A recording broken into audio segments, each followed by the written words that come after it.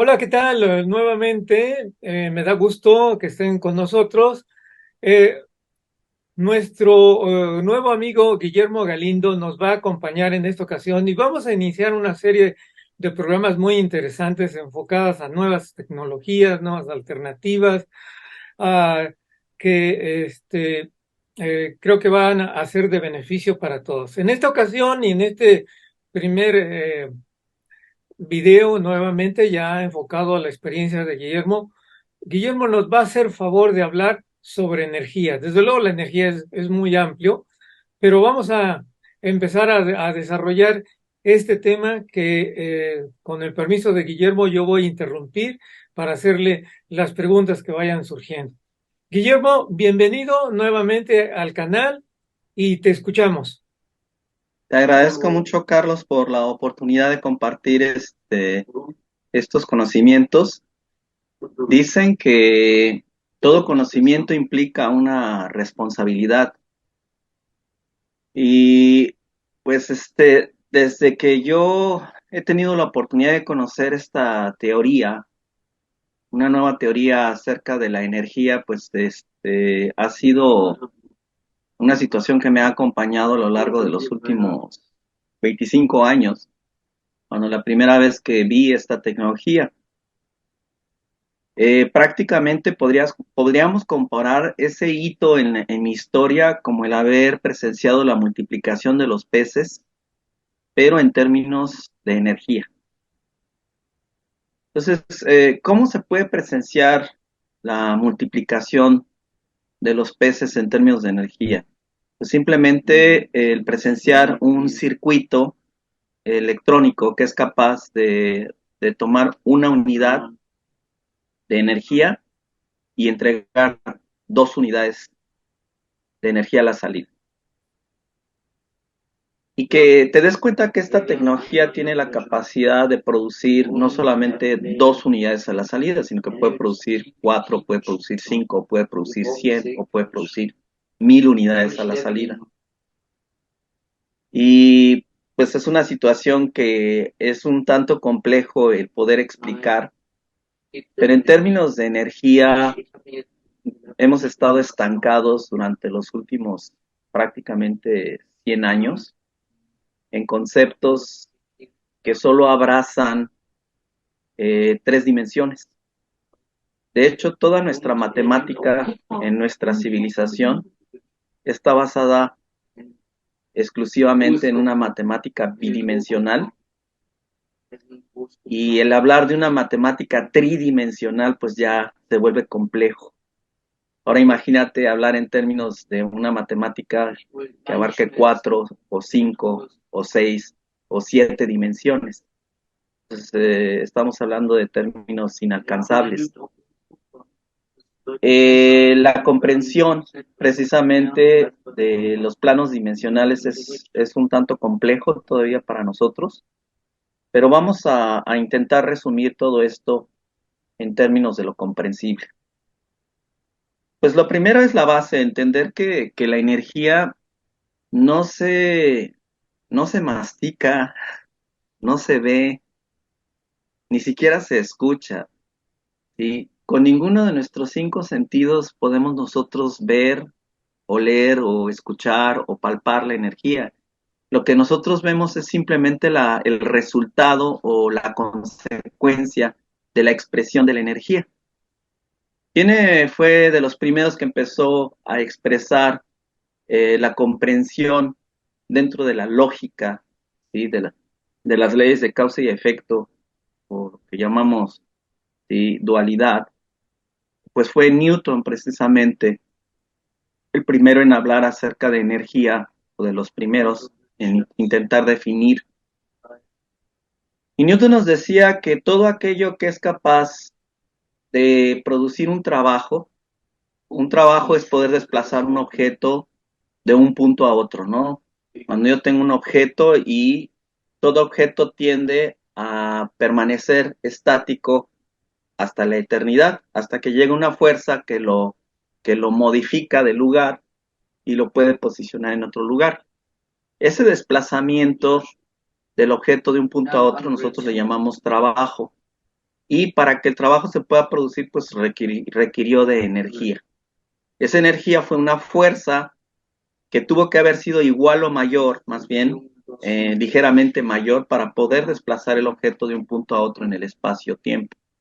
¿Sí? Aquí Entonces, no estaríamos, se limita a que pueda producir un trabajo en aspectos de mover un objeto de un punto a otro, sino que también él pueda producir una transformación, como cuando quemamos un papel. El papel se transforma de celulosa de papel a carbón. Entonces tuvo que haber energía para que se pueda transmutar de celulosa a través de la combustión en carbón. Entonces, todo aquello que nos produce una transformación o un trabajo es energía. aquí me Y estoy, dentro de a lo mejor me voy a adelantar y estoy pensando un poquito en términos de lo que hemos visto en ficción. Si dices que de un punto a otro se puede uno trasladar, en un momento determinado estos conceptos se pueden aplicar hacia una teletransportación.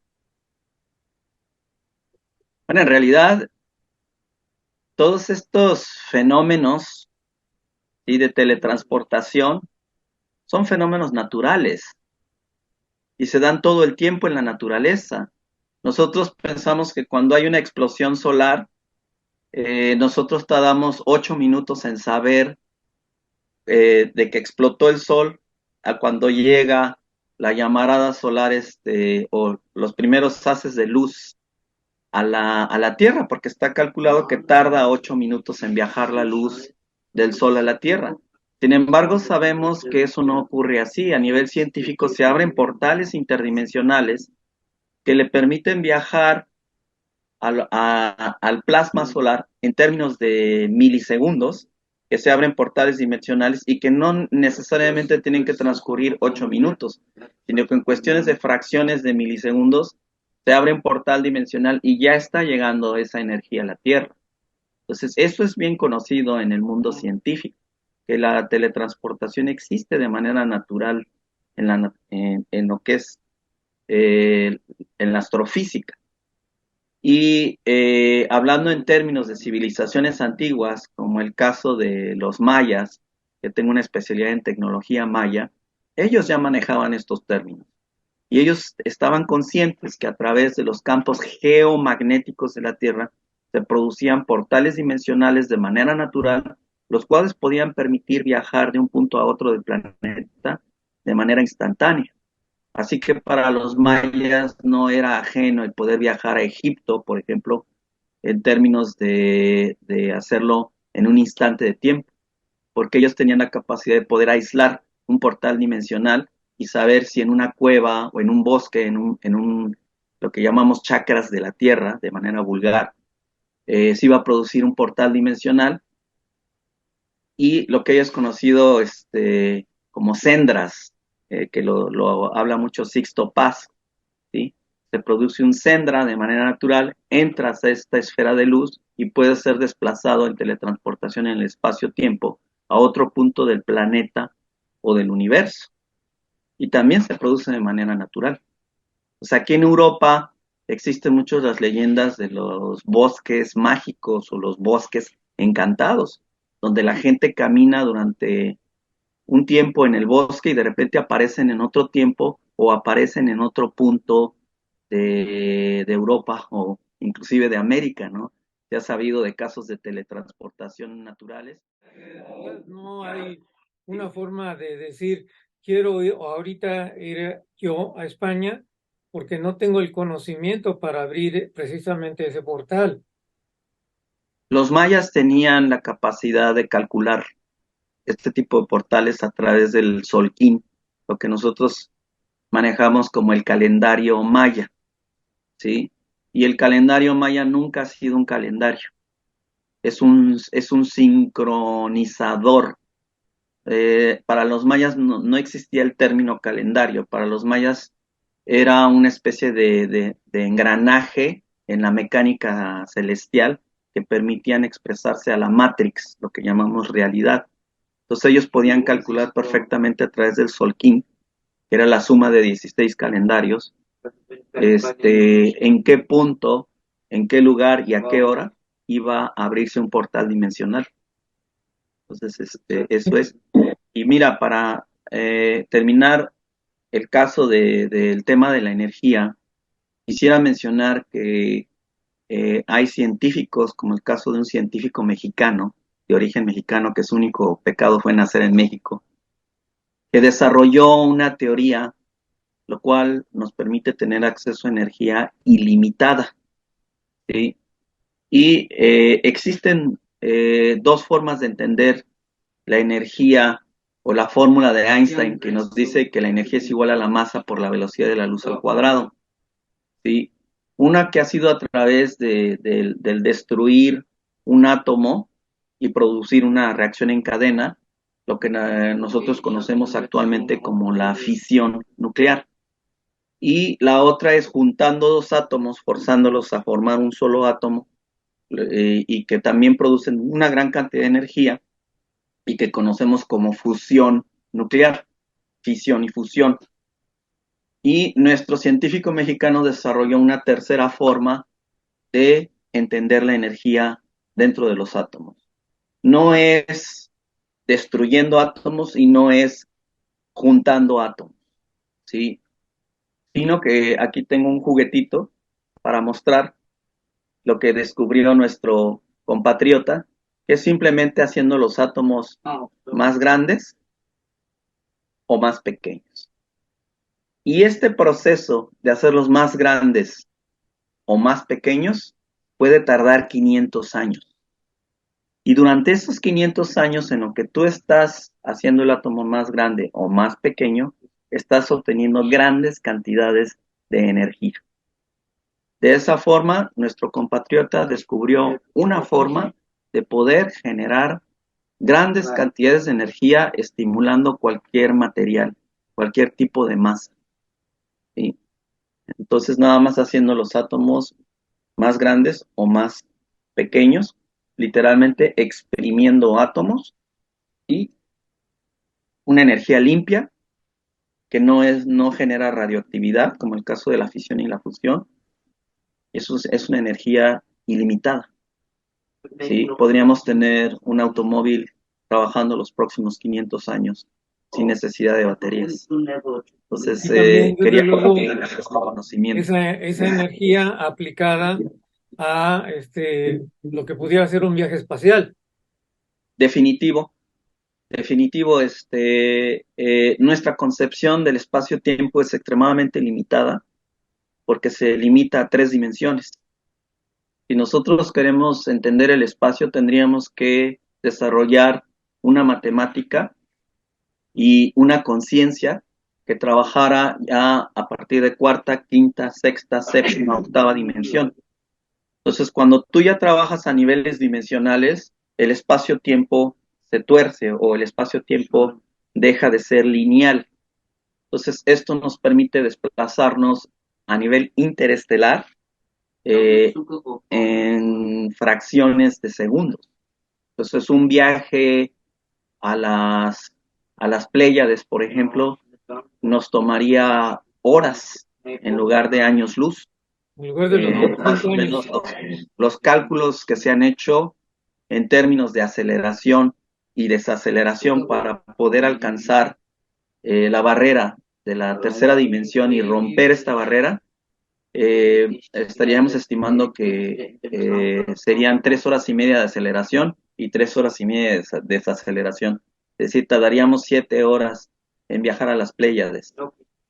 Aquí Entonces, lo que tú me estás explicando iría en línea lo que en un momento determinado el mexicano Al Courier desarrolló para su tesis para explicar, basado precisamente en la serie de televisión de Viaje a las Estrellas, la posibilidad de desarrollar una nave que viajara muy cerca a la velocidad de la luz, o sería completamente diferente. no es completamente diferente, porque estos términos de warp, ¿sí? como ellos utilizan, el warp 1, warp 2, warp 3, son unidades que se desplazan en términos de velocidad. Y la velocidad es el acelerar un cuerpo en X tiempo bajo cierta distancia, pero es un parámetro de 3 dimensiones y que se limita exclusivamente a 3 dimensiones. Pero cuando tú ya trabajas en términos de cuarta dimensión, todo tiene un principio y un fin. Entonces, en términos de cuarta dimensión, imagínate un átomo que se destruye, ¿sí? Que de repente se destruye y se reintegra tan rápido que no podemos decir en qué momento es creado este átomo, en qué momento es destruido, como pasa en el caso de los clatratos descubiertos por la doctora Esther del Río Serrano, que son cristales líquidos, la fórmula es H2O37, y que tienen una vida promedio de 10 a la menos 11 por segundo. Imagínate una molécula que todos tenemos dentro de nuestros cuerpos, ¿sí? Es un clatrato, un agua estructurada, que solamente se crea y se destruye en 10 a la menos 11 por segundo. Entonces no es una molécula de 3 dimensiones, ni de cuarta dimensión. Es una molécula de quinta dimensión. ¿Por qué? Porque ya venció el espacio-tiempo, ya lo trascendió, porque se está creando y destruyendo tan rápido que trasciende el espacio-tiempo, ¿sí? Entonces una molécula de quinta dimensión no puede ser estable. Y todos tenemos dentro de nuestros cuerpos, de acuerdo a la doctora Esther de Río Serrano, moléculas de quinta dimensión y son la clave para poder viajar en el espacio. Pero entonces, de lo que estás explicando, querría decir que nosotros, como humanidad, ¿verdad? Que tendríamos que esperar desde el punto de vista de la conciencia y desde el punto de vista de la ciencia para manejar una química de cuarta o de quinta dimensión, Sí, sí, pero pues, entonces va a ser muy difícil que lleguemos, porque si nuestros científicos son cuadrados, menos se van a abrir a la posibilidad de expandir en un momento dado ellos mismos su conciencia. bueno, en términos de nuestra generación probablemente no, pero de las generaciones futuras que ya abran su mente a otro tipo de mentalidad y que ya no se rijan por la Matrix, pues definitivo que sí se va a abrir nuevos campos en la ciencia. Y de eso me gustaría hablar en la próxima cápsula. ¿Te parece bien? Muy bien, excelente, Guillermo. ¿Hay algo más que quisieras agregar por el momento a esta cápsula? Nada más que recordemos que podemos generar tanta energía como querramos, alterando el tamaño de los átomos, haciéndolos más pequeños o más grandes. ¿Y cómo podemos lograr eso? Pues a través del mismo sistema a través del cual mis cuerdas vocales emiten un sonido, una onda electromagnética, y tu tímpano empieza a vibrar en la misma frecuencia y puede captar, ¿sí?, mi modulación a través de estas ondas electromagnéticas, lo cual llamamos voz, y entonces el tímpano escucha esa voz y la puede reproducir. Ese mismo sistema que te estoy explicando se puede aplicar a los átomos, a las moléculas y puede producir cantidades ilimitadas de energía y los quiero dejar con eso. Interesante, interesante. Pues me surgen muchas preguntas, muchas dudas, pero por el momento vamos a dejar esta cápsula y continuamos más adelante, porque, bueno, otras de las dudas para una siguiente grabación, Guillermo, lo que quiere decir aquí que entonces como humanidad hubo un retroceso, puesto que los mayas ya tenían desarrollado esa posibilidad, se, por su extinción o lo que tú quieras, hubo un retroceso en la humanidad y que pues desafortunadamente llevamos 500 años y no hemos logrado alcanzar lo que ya en la antigüedad se había alcanzado. Ujú. Sí, desafortunadamente hemos caído en un oscurantismo. que ya más de cientos de años, inclusive miles de años, los últimos 5000 años, pues han sido época de oscurantismo, pero sin embargo, civilizaciones milenarias, como el caso de los mayas, de los egipcios, de los sumerios, dentro de la misma China, pues se tienen pruebas de que ya manejaban tecnología interestelar, pero que se oculta. Y que uno de los institutos que ha durante cientos de años ocultado evidencias de que esto existe, pues es el Instituto Smithsoniano, que ha confiscado desde cadáveres de 5 metros, esqueletos de 5 metros, hasta objetos ancestrales que le llaman OPARs, objetos fuera del tiempo, que se han encontrado en muchas ruinas arqueológicas y lugares tanto en América como en el mundo, y que se han encargado de desaparecer toda esta evidencia.